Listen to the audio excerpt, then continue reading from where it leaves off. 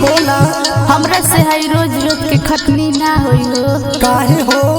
एक तो इतना दूबर पतर है और ऊपर से खटनी करावेला दिनों के करी और रतियों के। अब तू ना कर बुद का केहू दूसर करे आई का। तला है सुना जब सोचिला मनवा में खेद होला और खेद होला भोर हरिये में सयवा सफेद होला।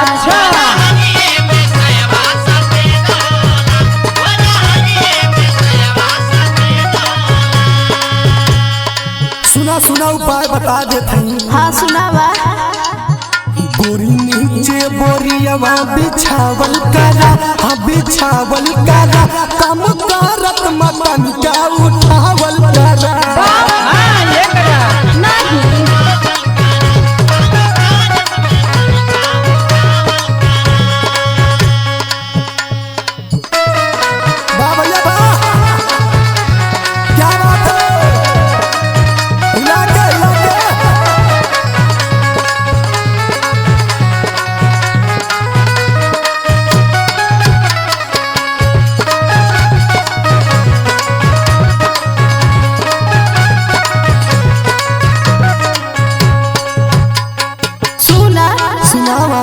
इतना खटेबा तो हम ना रह पाइबे ने।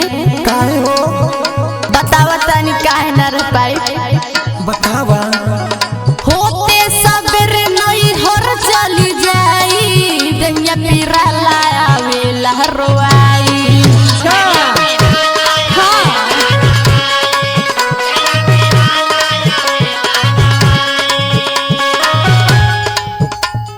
होते सबेरे नई हर चली पीरा लावे लहरवाई।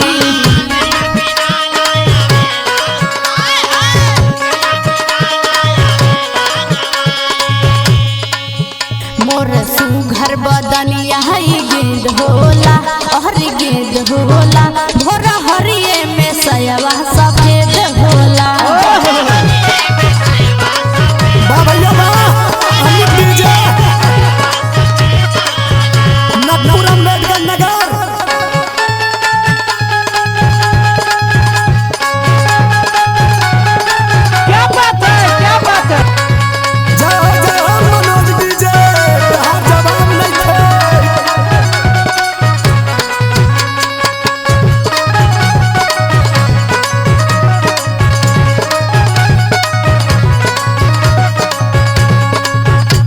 मजबूरी बाबा सुना सुनावा। थोड़ा सा अभी मजबूरी बरनिया बड़का कमाई तलाई मसनिया। अच्छा हाँ।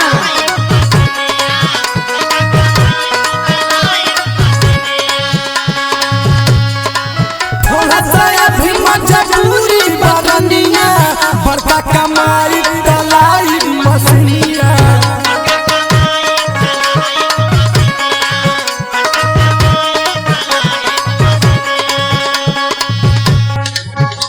अरे सुनावा। थोड़ा दिलवा के अपने समझावल करा। अच्छा। समझावल करा गोरी नीचे बोरियवा बिछावल करा।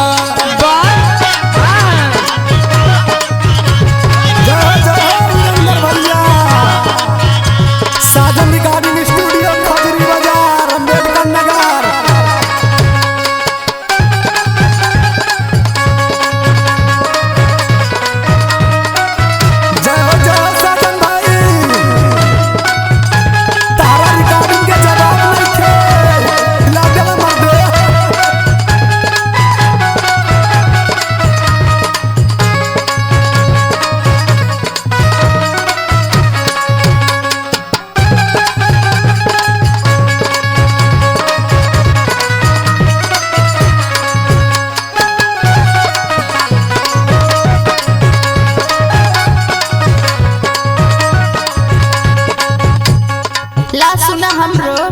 सुनावा।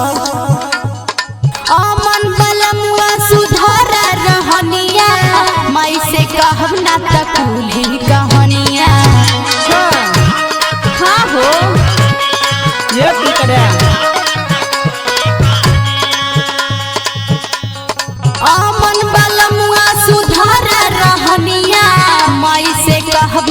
पूरी कहानिया।